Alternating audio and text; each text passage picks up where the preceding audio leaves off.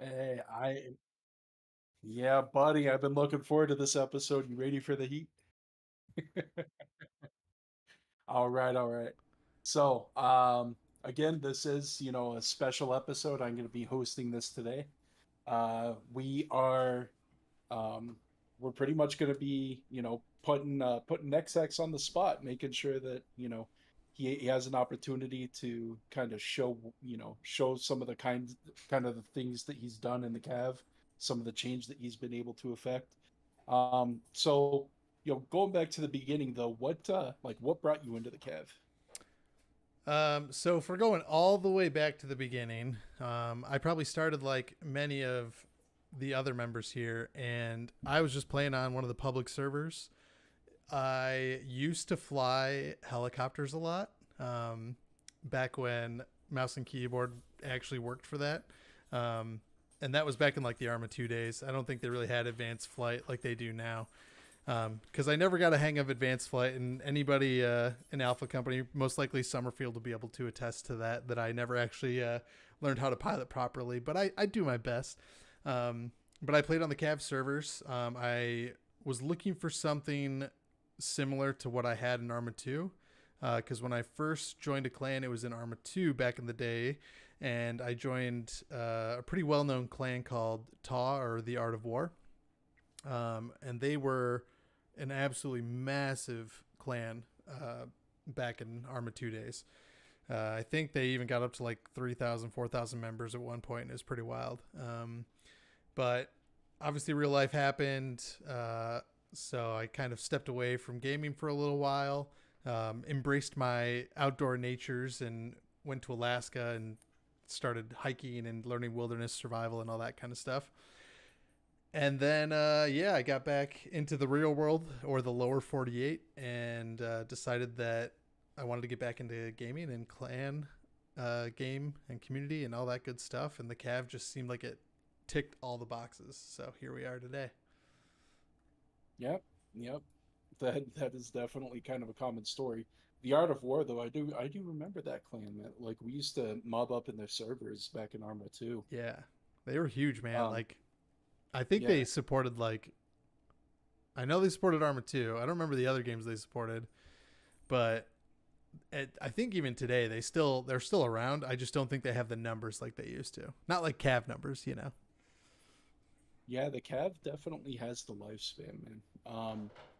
So what was like the first leadership position that you held in the Cav? So my first leadership position was as a fire team leader.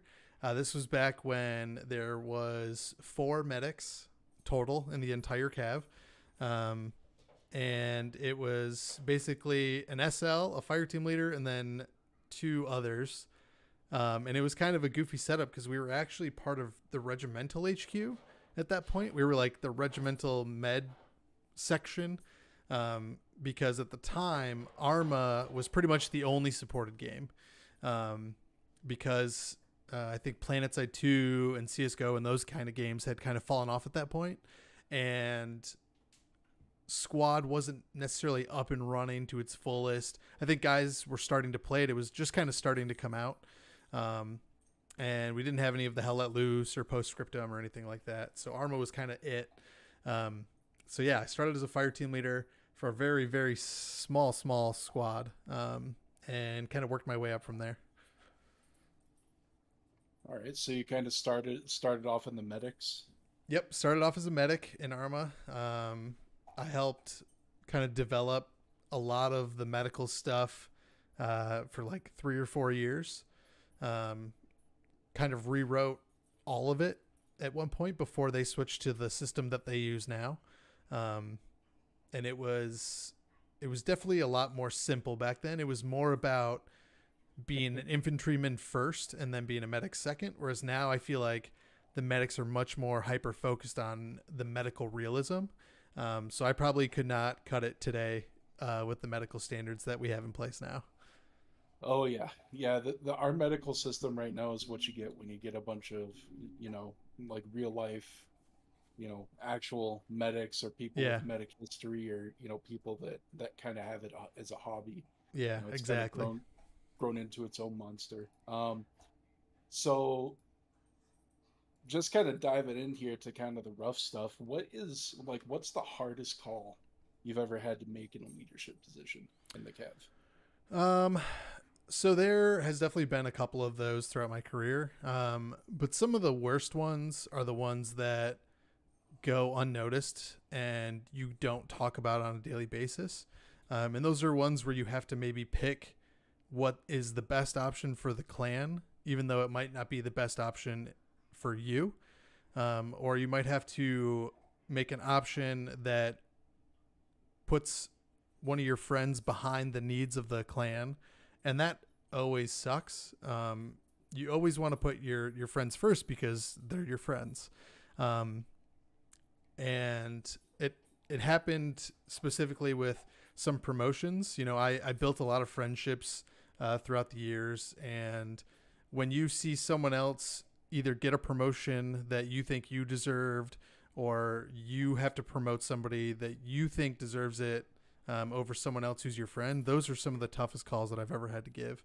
Um, and you just kind of work your way through it. And the nice thing about the Cav is there's so many opportunities for people to come back and really make a name for themselves, even if they don't get picked in that first round. You can work your way up. Even though you might not have been the first choice, there's always going to be a second, a third, a fourth chance for you to get those opportunities. And in those situations, like, I feel like I kind of just bided my time, built up, the knowledge base and the experience that I felt was needed for the position, and then kind of executed on it as soon as the opportunity came up again. And I was pretty much the surefire, pick at that point. So I bet you'd never imagined yourself as command sergeant major of the entire regiment No, back when you were absolutely fire not. team leader. Nope. Absolutely not. When I was back in the medics, when there was like 4 of us, I never thought that we were going to have more than like 8 members at any given day. But we actually got really lucky. There was a big change in Arma when we actually switched 3 Bravo 1st Battalion to a medical and logistics platoon. And at one point, we were the largest platoon in the Cav with like 52 members. And they were all medical, which was absolutely amazing. And that was back when I was a platoon sergeant. And I really think that that was one of the like most proud moments I've ever had, is building up from a section of 4 guys all the way up to being the biggest platoon at 50. So it was one of those things where it's like, I never thought that was going to happen. And then all of a sudden, you know, maybe it was the content that we were putting out. Maybe it was the training plans that we were putting together. Maybe it was the new infusion of logistics. I don't know what it was, but I think we got really lucky and we were able to really, really like get out there and make it happen. So Yeah, that was a pretty intense comeback that they made for sure. And that's not the first time that they have either. Um, so like, what's the contrast? Like, what's the contrast like between, being in, squad or platoon leadership and being actual CSM? yeah, so I think as far as like contrasts and like major differences, there is always that mentality of where you came from, right? So I always want Bravo Troop to succeed. That's where I was, basically raised in the Cav. And when you become a regimental position, you have to start looking at the really big picture stuff. You're no longer just focused on, just growth of your section or just growth of your MOS. You're really focused on building the community as a whole. And my goal as the CSM is basically to make our community as vibrant and available as possible. I really want all of our, Cav brothers and sisters to be able to connect, whether that's in person, over Discord, in game. My entire time as CSM has been to kind of motivate those people to make those connections. And that's kind of the main difference, right? Like, it's no longer just about you and your section. You're now looking out for 650 plus people and trying to make everybody happy, even though you know that you can't make everyone happy all of the time. So it's a lot of picking battles and, taking inspiration from people who have really good ideas and finding a way to implement that across the entire regiment. Speaking of implementing ideas across the entire regiment, what's one example of either, a decision that you made and advocated for and saw through to the end, or something that you agreed with and threw your weight behind that affected change throughout the entire regiment? Do you have an example for that? Um, I'm sure. One of the big things, obviously, that's kind of ongoing now, and I wouldn't say that the job's complete by any means, but one of the big things is the major Discord changes, and I'm sure people have seen some of it happening already with the company channels and the integration of some more onboarding type stuff at the top of the Discord. We actually have like a new introduction section, so members or new people to the server can introduce themselves and kind of spread awareness of who they are and what they're about. We're also trying to really focus on getting our Discord community server as a partnered server with Discord. And that's a big part of this effort, is to make it so that we're partnered. Because when we are partnered, we actually have a little bit more exposure to people that are searching for gaming servers or gaming clans, because partnered servers show up at the top of searches.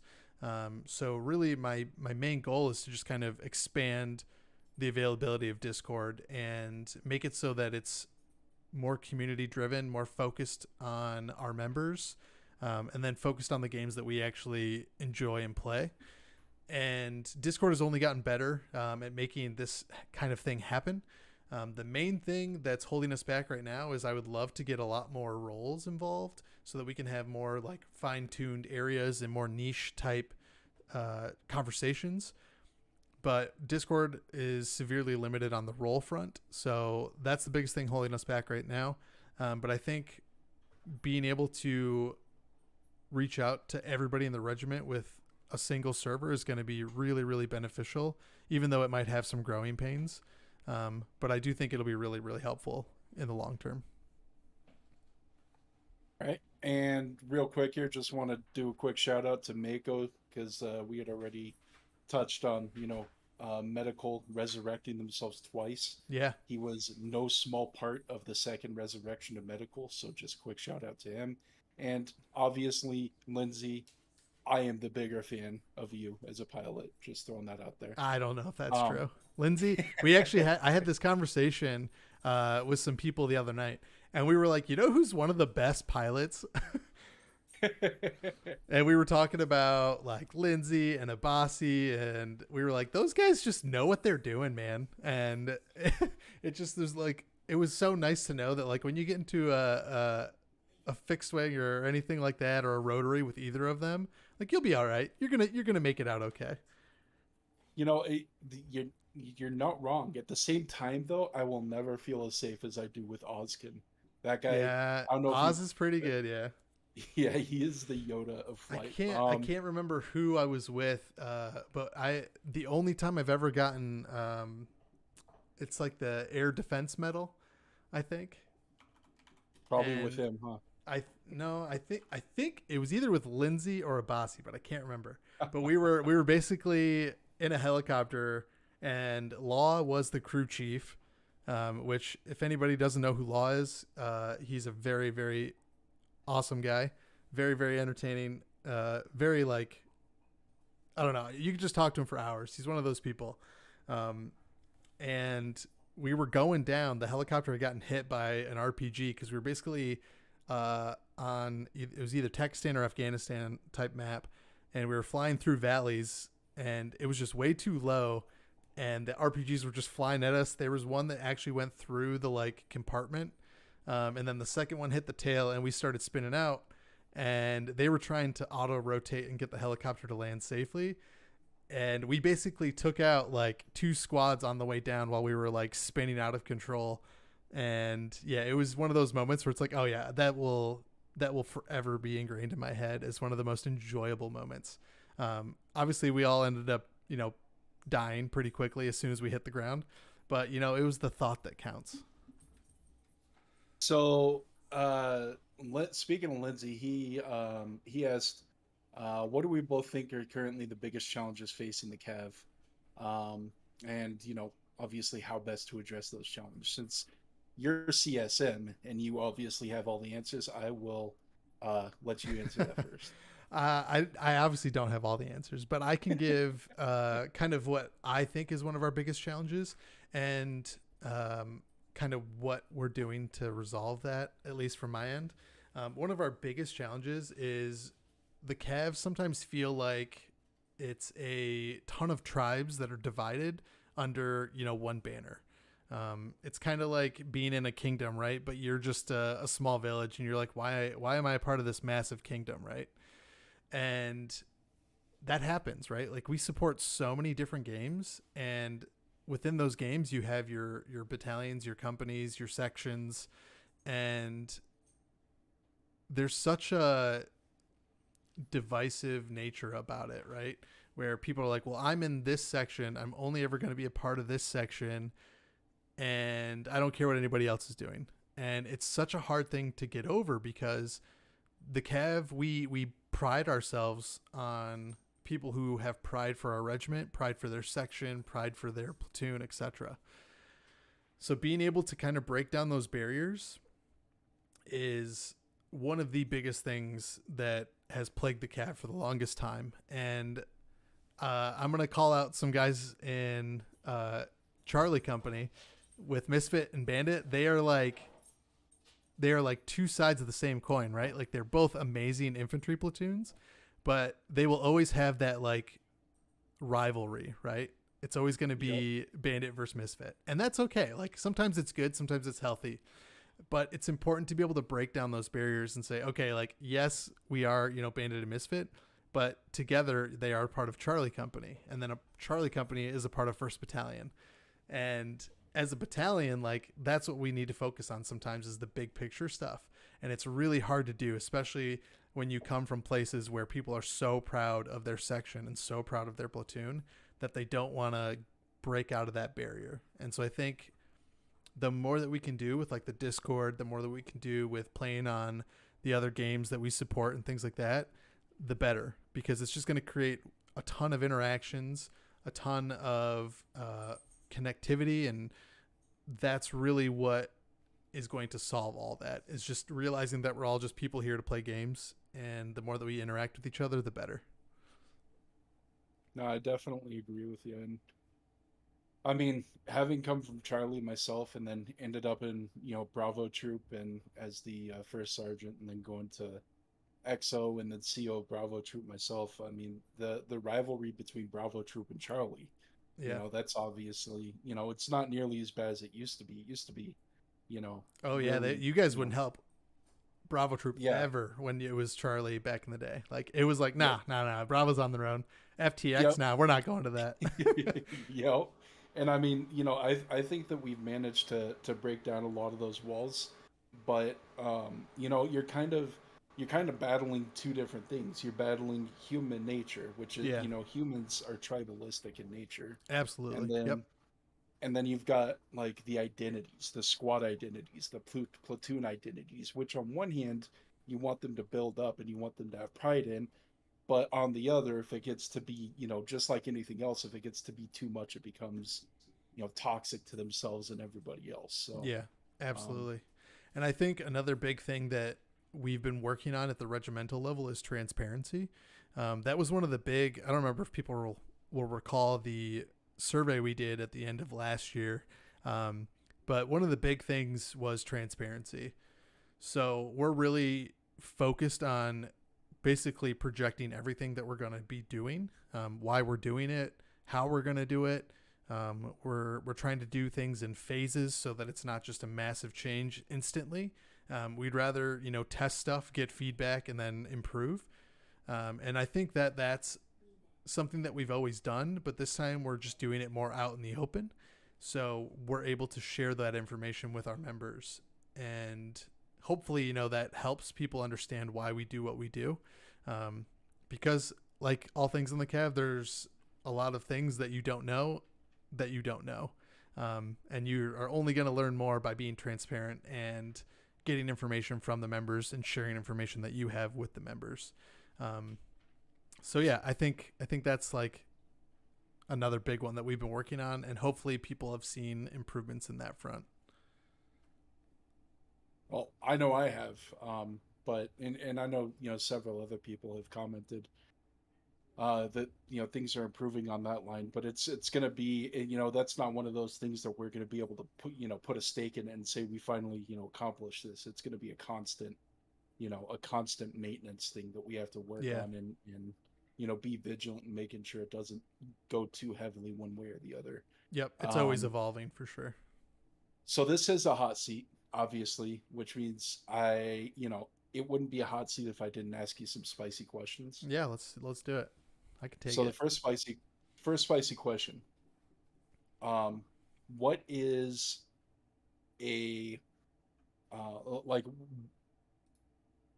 if you had unilateral control over the Cav, like if you had final say on, something that could change, what would it be?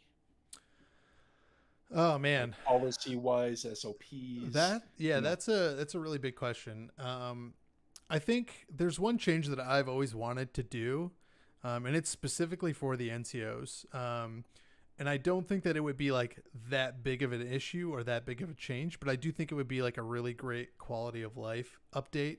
Um, Currently, when you become a platoon sergeant, right, you automatically get sergeant technically. But I think that that's too low for a platoon sergeant. I'd say it'd be better off as soon as you become a platoon sergeant, you should start at the max rank of what an SL is. Um, because right now you can become a platoon sergeant as a sergeant, and you could be stuck paying back time and grade forever. And it's a big factor of why we don't have a ton of master sergeants. Um, so I think that that would be a good change. Master sergeants are like the subject matter experts. They are literally like the guys that you want to go to with questions about whatever that MOS's like specific stuff is. Like they just know the game well. They've been around a while, and I think even as a platoon sergeant, they'd still have to serve as a platoon sergeant for, I don't know, it's like a year and a half, 2 years or something before they got it. So you'd still have someone who's very knowledgeable, but I think it would really motivate people to take on those platoon sergeant roles without having to back pay like 2 to 3 years worth of service just so that you can get to that master sergeant role. And like our PSGs they are the backbone of the NCO Corps. The amount of work that they put in with like training and operations and just overall advice to their officers and the guys that rotate through, because a lot of our officers come up and they're green for a little while, right? Because they start as a 2LT, and that platoon sergeant might have been in that role for I don't know, a year and a half, 2 years at this point, and then he gets a brand new LT, right? Who maybe have been part of the section for a year, and that guy's now supposed to run everything on his own. Now you can't do that without the platoon sergeant. So I think that would be a really good way to reward those NCOs that have put in the time and the effort and are willing to work hard and make it happen. Yeah, for sure. And I think, speaking of breaking down, the tribalism and bringing people together, I think that that's another, um, great thing that the Cav has done, or at least, my perception is pretty restricted to First Battalion, but Yeah. like, I've perceived that wall, or that competitiveness between NCOs and officers has really come a long way, and being, kind of lived down by both sides. Everybody's starting to recognize that, they are two sides of the same coin. They are, they work hand in hand Yep. for the success of their command. And obviously butter bars are always going to lose their map, and that's, the first part of That's becoming just a part butter of bar. life, But man. Yeah. yeah, And that's I will also add that all good officers were at one point an NCO, and it shows. yeah, yeah, you are not wrong. Most of the officers, did hold, like, assistant squad leader, Mm-hmm. or even platoon sergeant, positions before taking officers. Like Knights, for example, he was platoon sergeant of Second Platoon Bravo for a good chunk of time before he ended up taking platoon leader. Yep. And yeah, I mean, he just bossed it. He's owning it every day. Um, yeah, man, butter bars lose their map. They get their bars, and they, get their map taken It's away. That's so just weird. It just like slips out of their hands. All right, so is there a chance for more joint company ups? That would be more of an S3 thing, but I'd like to see it. In fact, I would like to see more battalion operations. I Um, think it's for sure possible.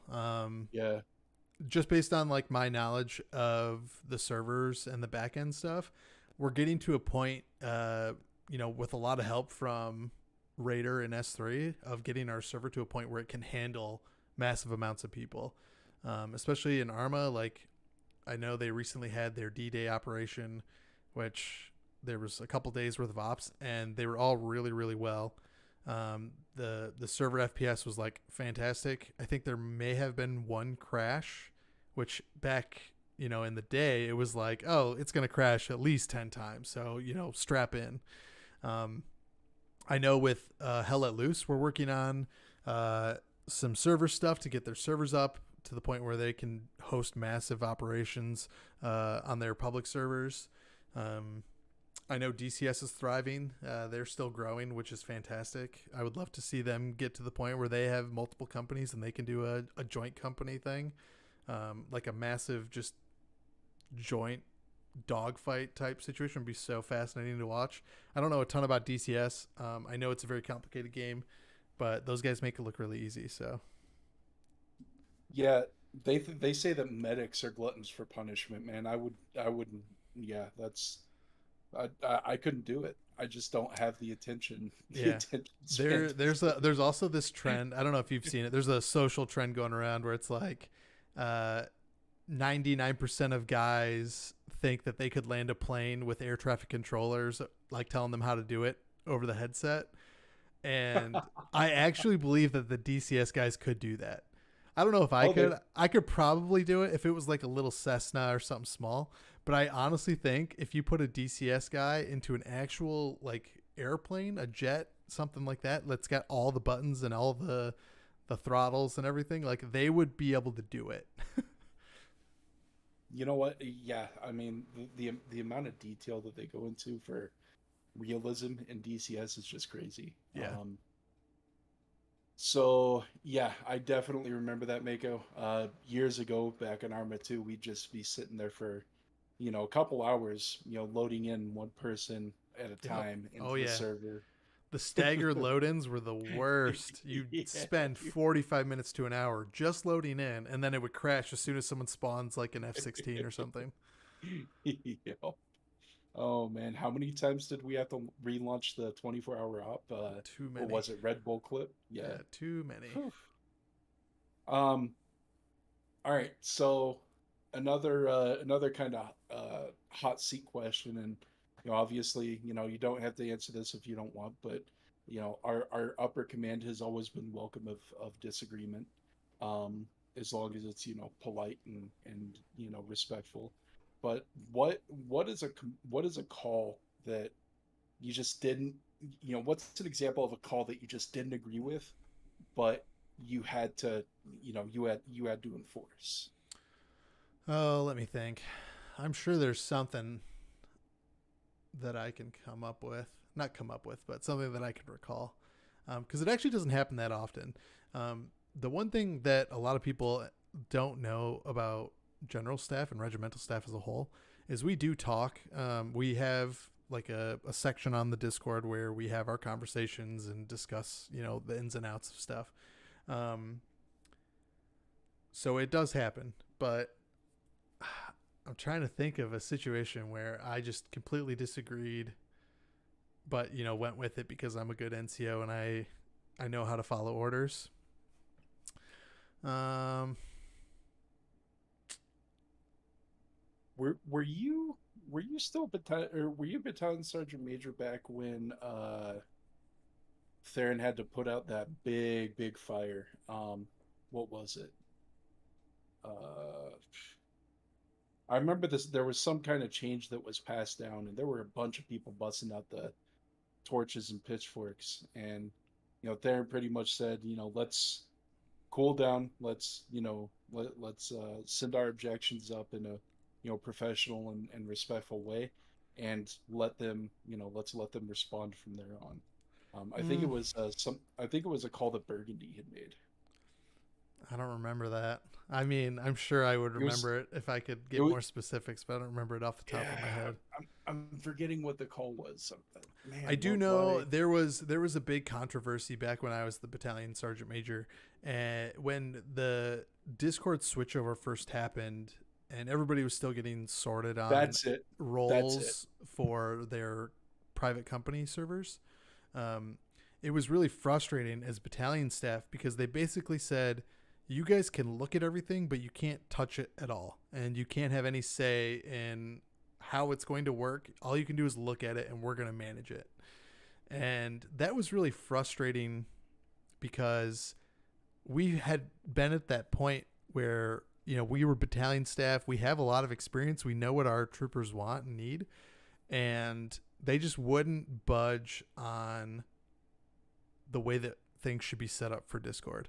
And we really were like, listen, like, we've been in the Cav a little bit, and we think that we can manage our guys if you just give us the opportunity. And they really didn't want to.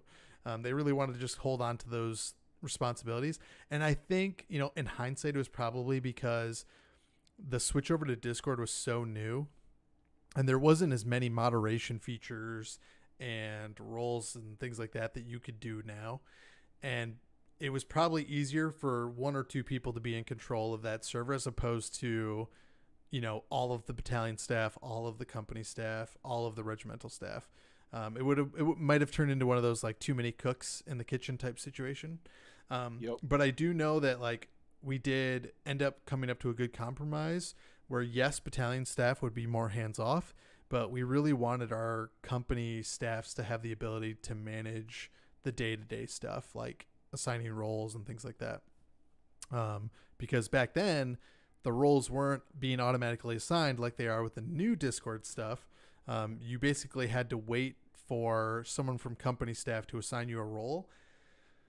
And if somebody wasn't available or multiple people were on LOA or whatever, then you could be waiting weeks to get your roles. Whereas now everything's synced with the website. So as soon as you're transferred into your new unit and as soon as S1 hits that process on your mill pack, like it automatically assigns you all of your roles. You can see all the conversations that you need to be a part of. So it's like way more efficient now. And it's also a big part of why, like with all the Discord changes, we are waiting for feedback from the company staffs. And we've been like working with the company staffs and battalion staffs very closely so that we can get everybody what they need for this switch over to the main core Discord. Yeah, that was probably one thing where I completely disagreed. I was like, this is just silly. I don't know why battalion staff can't control the Discords. I actually remembered specifically what the incident was. It was when it was mandated that we had to be like anybody who was playing Arma and TeamSpeak had to be Oh in the voice yeah, channel in Discord as well. yeah. That was pretty frustrating and silly too. And Yeah. I remember a very specific person was doing a silent protest, and that was one of the funniest things. And I'm sure people will know who I'm talking about. But that was one of the funniest silent protests ever because as soon as you someone would go on and like kick him off the TeamSpeak because he was just sitting there AFK basically. As soon as he got kicked, and I don't know how, because he would sit AFK for like 5 days, and Yep. literally immediately after he got kicked off the TeamSpeak, he would automatically reconnect somehow and be right back where he was, and his idle timer would start over, and it was just so funny. And Yep. I was doing my best to be a good NCO and say no, like, come on, man, don't do that. But in the back of my mind, I was like, this is a very good silent protest. This is the best way to do this. Oh man, they're triggering my PTSD with the whisperless talk. Yeah, Oh, I that do was not miss terrible. Whisperless. Whisperless back in Arma 2 was absolutely awful. Terrible. I can't believe we actually made that work. Like, no wonder why operations were so seldom because they used to be like once a month we had Yeah, operations. yeah, And and I think people always remember like a lot more people coming to operations, but yeah, that's why a lot more people came to operations because they were only once a month, right? So yep, people made time. They made time for that one day a month when there was an operation. yeah. It Um, was it was a massive switch when we started doing like the weekly Warfare Wednesdays and the oh Trenched yeah, In Tuesdays and stuff. It made people be like, oh, we can do ops every week. We just have to make it a little bit more simplified and a little bit more publicly engaging, and we can do it every week. But we were so focused on making everything in house at the time, and it was like, okay, well maybe we don't need to do everything in house with all in house members. Maybe we expand it out a little bit. And now Warfare Wednesday's on like, shoot, it's got to be at like 300 something consecutive yeah. Warfare Wednesdays. So It's getting up there. It's pretty crazy. Um, I think Lindsay has a question. What you got, Lindsay?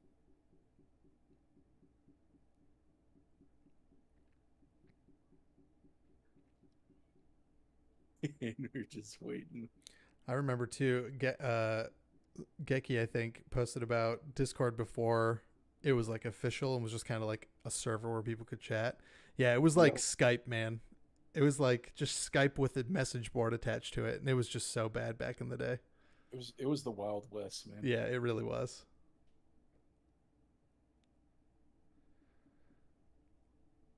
Oh man. Okay. So, whew, that's gonna be an interesting thing. So if if the transition from Arma 4 or to Arma 4 from Arma 3 goes anything like the transition from Arma 2 to Arma 3, Yeah, um, then I would say it's going to be a pretty slow roll.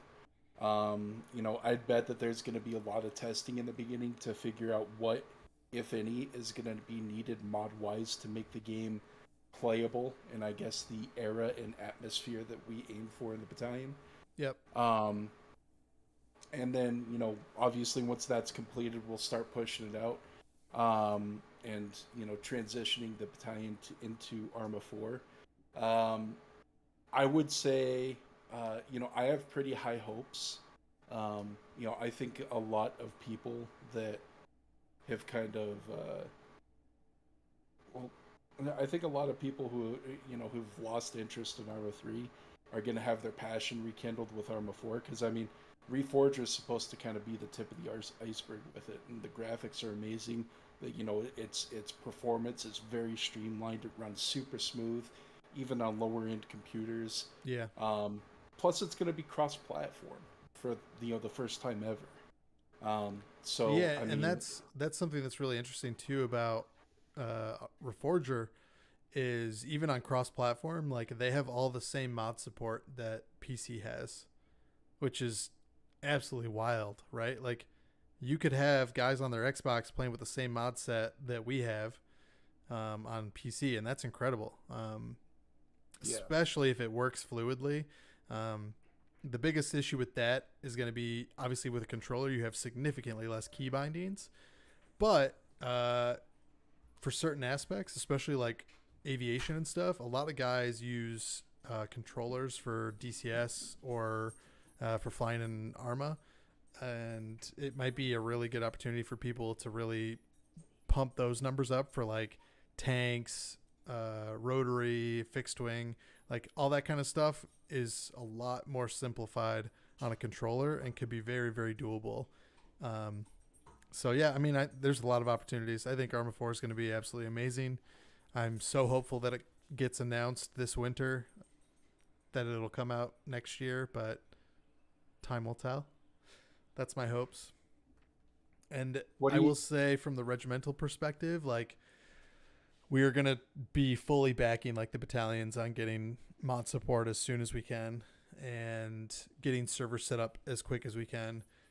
We were very quick to jump on Reforger. We really wanted to get the Cav out there to test it, and obviously Reforger is more of a tech demo, so it's given us a lot of opportunity to figure out what works and what doesn't work with our server setups and how mods will work and all that kind of good stuff. So from the regimental side, like there's a lot of potential for Arma 4 to be very successful and have a much smoother launch than Arma 3. Because I don't think anybody wants to go back to Arma 3 back when the Op 4 basically could like one shot you across the map with those little like off-roading vehicles with the LMGs on top. I don't remember what they're called because obviously we don't play with the vanilla stuff, but yeah, that was awful. Yeah, that was pretty annoying. I mean, they can still lazy pretty good nowadays, but it's definitely gotten better. Yeah. Um, One thing that I noticed about Reforger is the AI reacts to foliage and terrain a lot better than it did in Arma 3, or Yeah. than it does in Arma 3. Like you can actually have cover and concealment, Yep. um, and all that fun stuff. So like, what are your predictions? I know the battalion, like, so I mean, obviously, this is the Cav Cast. We're about the whole Cav, but Yeah. you know, let's face it. Arma's been a part of the Cav ever since whenever. Since I I can mean, remember, yeah. yeah, since earlier than 2012. Yeah. Um, so obviously, like, Arma 4 is one of the most anticipated releases. Yep. Like, what do you think is going to happen? Do you think the floodgates are going to open? Do you think it's going to be a slow trickle as far as like, numbers and interest, or what are you I thinking? yeah, it's hard to say. There's a huge market, obviously, for first-person shooters, and with the games like Call of Duty and stuff becoming very, very, very arcadey, back to how they were when they first came out. Like I don't remember if you guys played COD 4. I'm sure everyone here did, but when COD 4 first came out, that was like so arcadey, but it was so addicting, and that's kind of what Modern Warfare is back to, right? Like that whole stuff, that whole setup is all back to that. Um, Sorry, hold on, my dog is getting twisted up in my cords. All good. Um, so yeah, I think like if Arma 4 has a good mix of the arcadiness that attracts people, like the Call of Duties and the Squad and things like that, but combines it with the milsim aspect that we all really care about and enjoy, I think it'll be a massive floodgate type situation, especially because it's a really well known AAA game. I mean, Arma 3 was and is still massively successful. There's still so many people that play that game. Arma 2 was massively successful. And on the other side of it, I don't know if the rumors are true, but I've heard that Arma 4 is going to be Marine Corps based. And people just seem to really enjoy playing as the Marine Corps in FPSs. So we'll see. I mean, it could be like Arma 2 and it's just a massive success and it, goes platinum and gold so fast and so quickly. But we'll see. Bohemia's got to do a lot of stuff right, especially nowadays. People are very, very picky about AAA studios and what they put out. If they don't have a flawless launch, then it might, be dead on arrival. So who knows? Well, I mean, I think the community's become a little more forgiving over time. Like, take take Cyberpunk for example. They had a really rough launch, and then now it's one of the most popular games in the genre. So, hopefully, while the community is forgiving, I'm hoping that they won't have to be forgiving. Yeah, that would be the most ideal situation. So, First Battalion go Marine Corps, huh? No, I'm sure we will wait till there's a army mod, because the Cav is a notional army unit, not a notional marine unit. So, oh man! But maybe we can bring back special forces. That would be cool, wouldn't it? Oh, I mean, you know my position on that. Like it's if we get the numbers flowing, man, that's gonna happen. I'm sure Theron is having an aneurysm right now. Oh, guaranteed. But it's okay. Like I've already started it on the process of desensitizing you guys to the idea because I'm gonna you just keep bringing it up. Hints. Yeah, exactly. Just kind of dropping hints and statements here and there. Smart. So I mean, we're coming up on the 1 hour mark, but what would you say? What would you say has been one of the most pivotal changes that you've seen happen in the Cav from your time joining to now? Yeah, pivotal moments. Shoot, man. I think there was a moment where the Cav kind of transitioned from being an ultra realism group to what it is today. And I think that was both good and bad. We lost a lot of the Milsim stuff that, I joined for, and a lot of the stuff that a lot of people that were in the Cav at the time joined for. But at the same time, it grew the community engagement so much more, to the point where, we're at the time when that happened, we were at 170, 180 members. And now we're pushing, I think, 700 or 800 members. I can't remember off the top of my head, but we have a lot. So obviously, we want to engage with as many people as possible so that they can see what the Cav's about and learn all of the good stuff about the Cav. But I do miss some of the old days where, working your way up through the ranks meant something. The guys that, were at the top were guys who had put in a lot of time and effort. I think that's really important. And I would love to see, the Cav go back towards that at least a little bit, where the guys at the top are the guys that you trust, they've put in the time, they've put in the hours. And I think that goes across the entire board, right? You don't want a section leader that's super excited to be a section leader who's only been on the job for, 5 days. You want the section leader who's been a corporal for a year and knows the squad in and out. So I think stuff like that would be really cool to see and go back towards. But time will tell. the Cav is ever evolving. It ebbs and flows. So as we move and transition and take on more games, I mean, who knows? We might see a little bit more of that realism come back, especially when we get up into those big numbers with Arma 4 coming back at some point. Um, Yeah. so time will tell.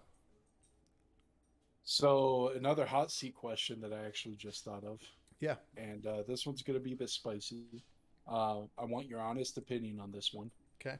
Um, would you say in yeah, would you say that that the focus of higher leadership has drifted, like with the introduction of supporting more and more games?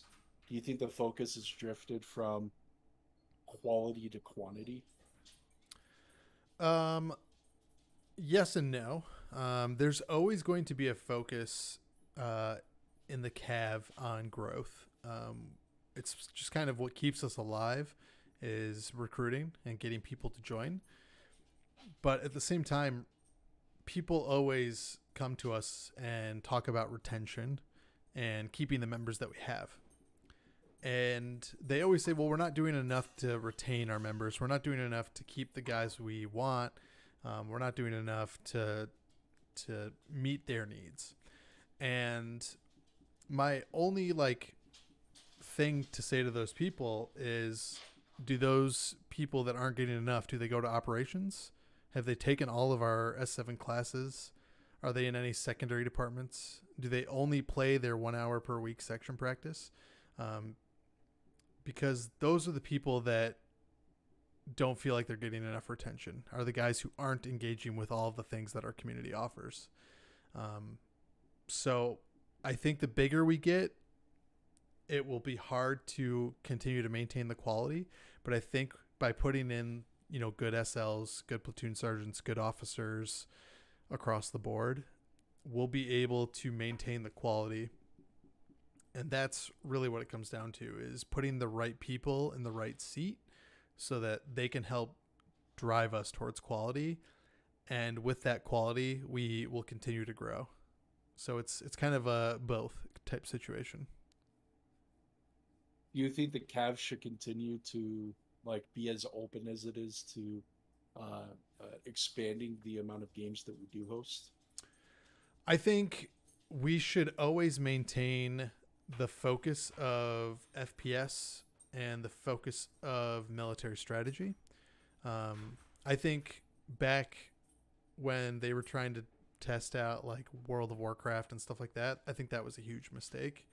Um, Mm, it just drew away members from those companies that were in need of people at the time, and it it forced us into a position where we had to figure out who was going to take over certain leadership positions, who was going to fill section leader roles, and that wasn't ideal, especially at the time when Arma was kind of struggling to get members.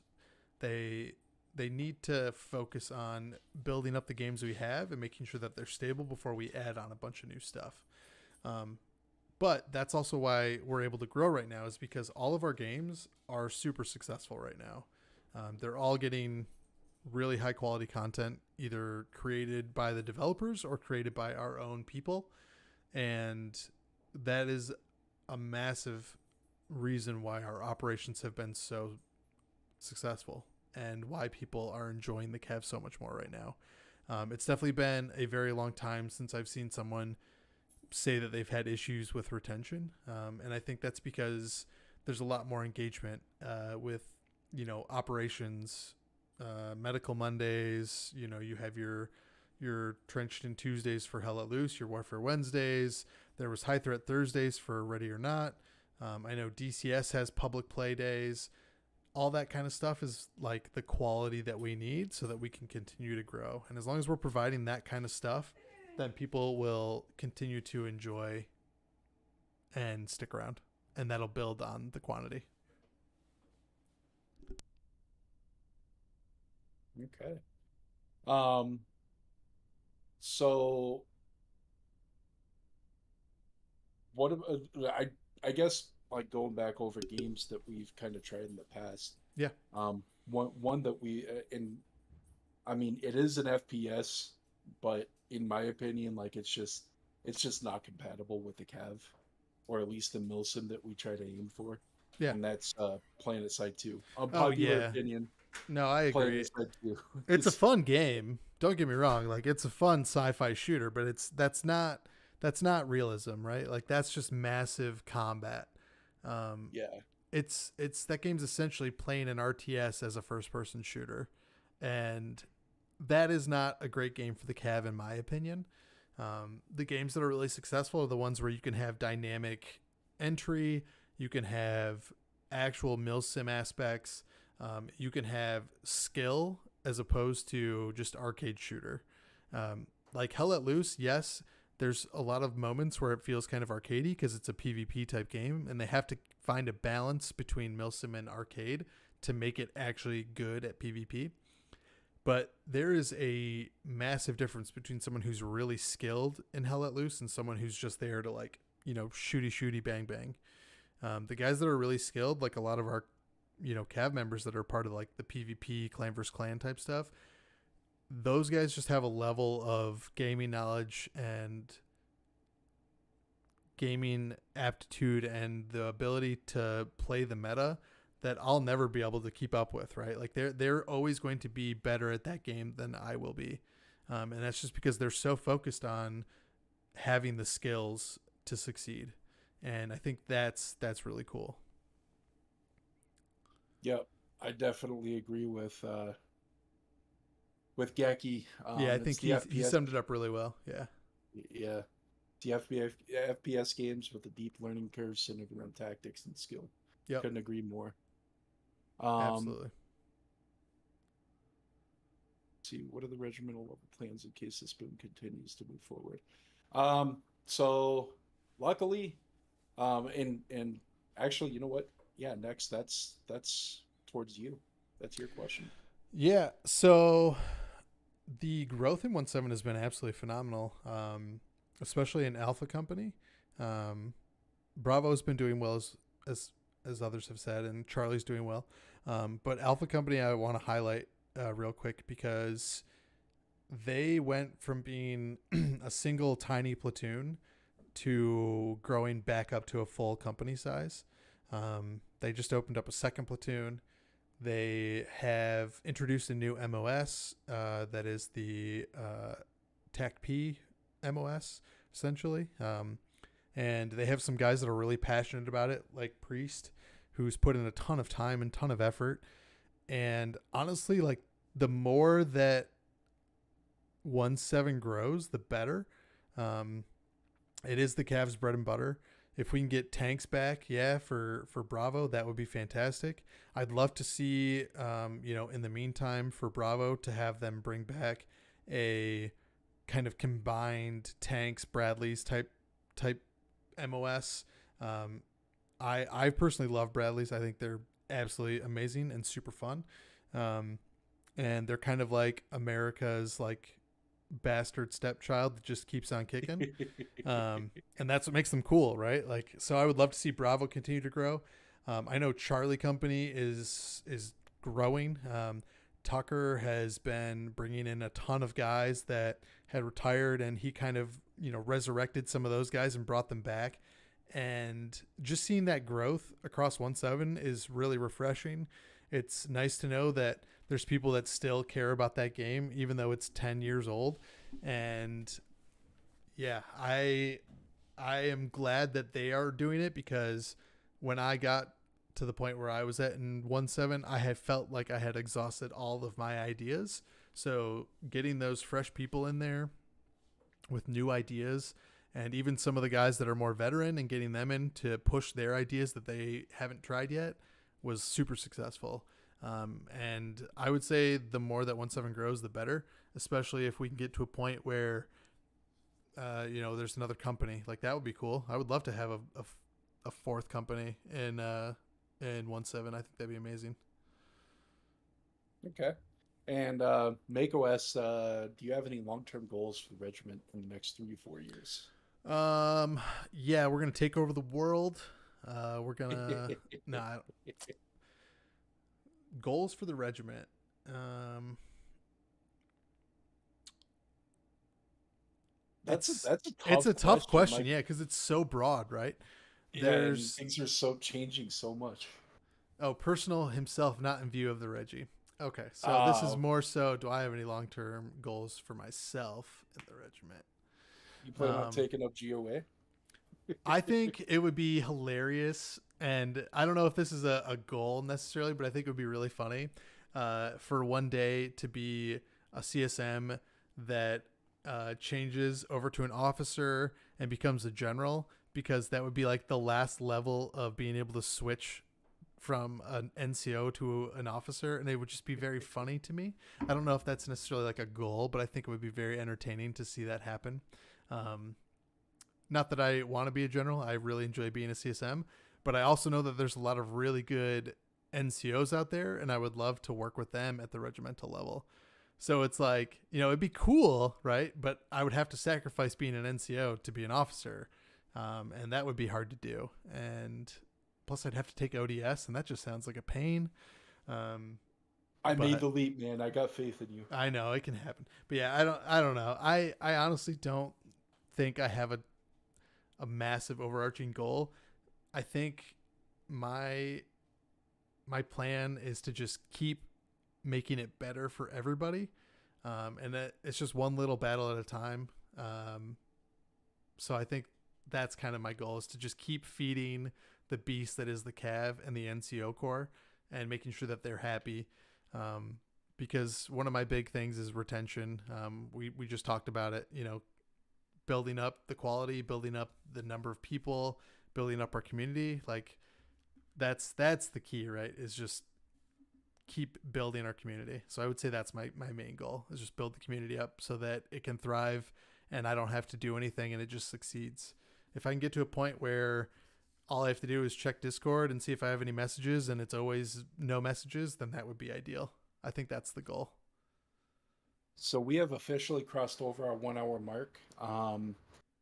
And obviously more questions are coming in. But I'm happy to stick around as long as you're happy to stick around. Do you have anything pressing going on?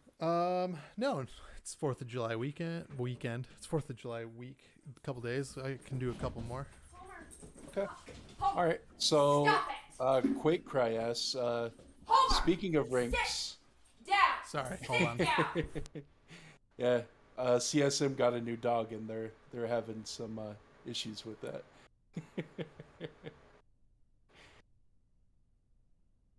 All right, so I'll just do my best to answer this next one.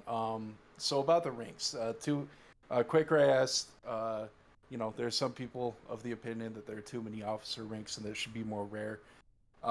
As far as I'm concerned, and this is just my own personal opinion, it doesn't reflect anybody else's. I agree. Uh, I think that the highest rank in the Cav personally should be Colonel. Um, but that's just my opinion. I think anything higher is just it's unnecessary. But yeah, what are your thoughts next? As far as what officer ranks, to being too many. Yeah, yeah, Yeah. It's one of those things that's kind of goofy, right? Like a lot of us at the regimental level, we're really more an administrative type position. Um, so do we need ranks to do our jobs? Not necessarily. Um, so yeah, I mean, I would say it's fine if everybody could max out at colonel. That would be more realistic with a regiment type position. But yeah, general staff really at that point we're really just admins for you guys.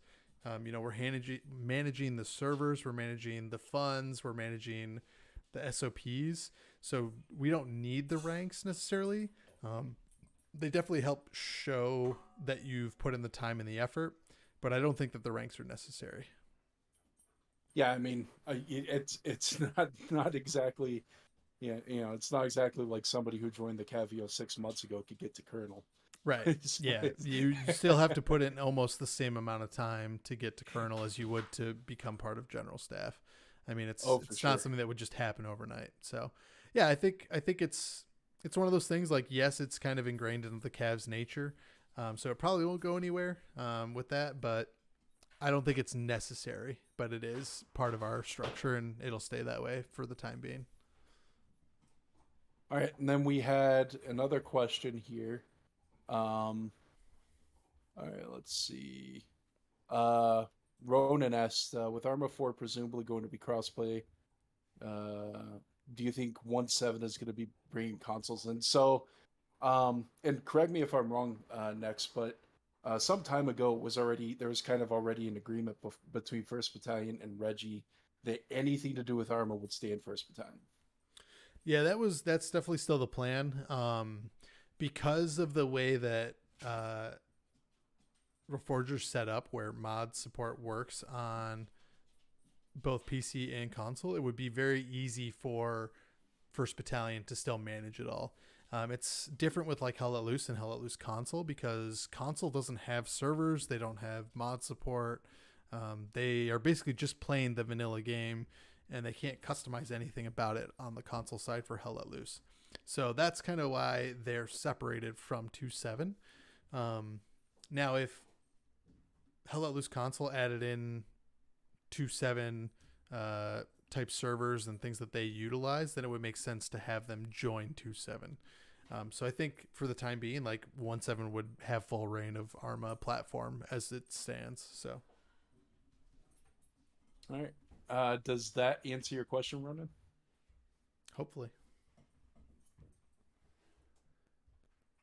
All right. Moving on to the next one. Let's see here.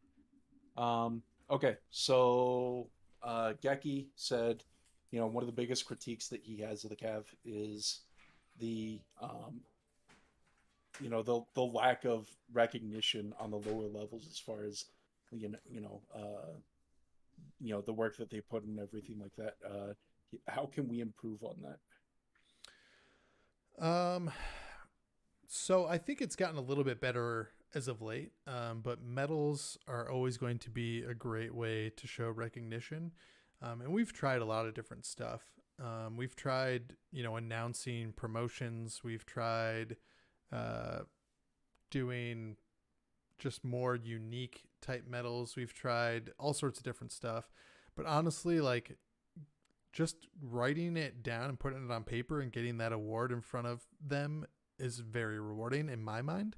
Um, like I have a lot of pride in the effort that I've put into the mill pack and how much stuff I've done just to get to the point where it's at now. So I think that was a big driving factor for me.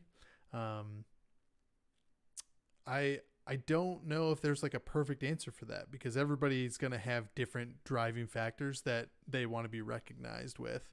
Um, some guys like medals, some guys like being called out in front of everybody, and Geki is definitely experimenting with a lot of that. For anyone that listens to like our CSC regimental meeting audio, he tries to call out a lot of members that he thinks are doing an exceptional job. And I don't think that's a bad thing. It does definitely make the CSC go like 5 to 10 minutes longer, which is fine. But it is what it is. There's got to be a good balance, and I think as long as we're not overdoing it with any one thing, then people will get the recognition that they're looking for. But I'm open to ideas. If people have ideas on how to give more recognition for lower leveled troopers or people that haven't been in the Cav for a long time, definitely let me know. Like I'm open to suggestions, and I'm definitely willing to workshop some ideas. So Yeah, I think those quarterly or of the quarter medals and of the year medals go a long ways too. Like, they definitely don't fulfill the whole need, but they're a good yeah, supplement to it. yeah, absolutely. So that's why it's very important for junior leadership and higher leadership to always be keeping an eye out and always be engaged enough to keep an eye out for the people that should be getting those. Yeah, absolutely. Um, all right. Well, it is. Oh, give me one sec here. Looks like we got one more question. Okay, All we'll right. top it off with So, this one. yep, this is gonna be it. So, Do you foresee DCS being a possible third battalion if they Uh, continue growth as they have been? yeah, absolutely. I think if DCS can continue to their growth, obviously they'd have to get to a point where they're at least two companies. So they still have a little ways to go, but it's definitely possible. Another possibility, and I'm not saying this is going to happen or this is the future of DCS. But there's always the potential of having them fall in under 1.7. A lot of them came from 1.7 because they were fixed wing or rotary in Alpha Company before they went to DCS. But there's no like perfect answer. So they could either A, become their own battalion, 3.7, or they could B, just join 1.7 and help bolster those numbers. But I don't think there's a perfect answer. We're going to obviously listen to them. And if they get to that point where they're ready to either, move into their own battalion or they want to join 1.7 or whatever, then we'll discuss that when it happens. But I don't think there's any perfect answer for that. But I think if they continue on that growth path, then they definitely have a lot of options opening up for them. All right. Well, Jack, I know you had one more question. Unfortunately, we are out of time today. I wanted to thank everybody for joining us for Cav Cast episode 6, where we kind of reversed the roles and put Nexhex in the hot seat. Um, Honestly, I didn't see enough sweat, man. Maybe it was just me. I didn't ask enough, I'm enough just spicy questions. I'm a seasoned NCO man. Fair enough. I've been put under the fire many times. Over the Yeah. fire, I guess, would be a better way of saying it. Yeah, yeah, only just a couple. You've been in some pretty spicy situations in the Gav. Yeah, just got to Had keep moving to on. navigate. That's right. Yep. All right. Well, once again, thank you guys for joining us. This brings CAFcast episode 6 to a wrap, and thank you next for letting me put you in the hot seat today. It was my pleasure. Thank you. All right, y'all take care.